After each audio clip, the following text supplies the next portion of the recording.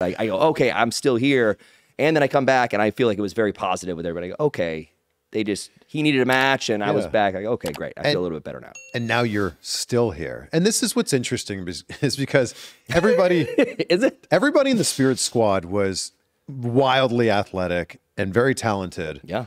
What was different about you that made you have the longevity that you're having? I mean, I love, like, if we're joking around, like, oh, I'm somehow built to do this, meant to do this, love comedy, love theater, love acting, love sports, fighting, athleticism, all these things. And it just perfectly works out for me. But also that group was for Kenny. And it hurt, but it was like, I don't know how to do anything. I'm 6 months, 8 months in. I go, I don't know what to do.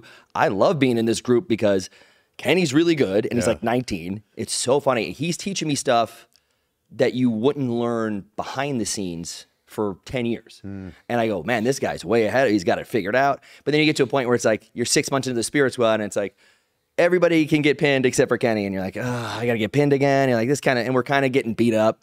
And then it's a bummer. But those guys embraced it, loved it. We had my math's probably a little bit off. I want to say it's right around 12 months, like exactly, like a 1 year run. Yeah. And we had tons of ups and downs, but man, friggin' Ric Flair, Dusty Rhodes, every weekend for 5 months, a different version of DX on a live event match to where you can do 20, 30 minutes. And so say I'm coming from 6 months of training and even me going in early and off days and coming out late, I got 20 years of experience in 5 months from some of the greatest of all time. It was Shawn, Hunter, and Flair, and they rotated like 2 of the 3 each weekend. Wow. And it was the coolest thing in the world. Like, whether we were dorks and losers, booed out of the building, like almost like how they booed Vicky Guerrero just because they hated us. Yeah. And then they have 2 of the greatest of all time still wrestling in tags, and we're having I'm scared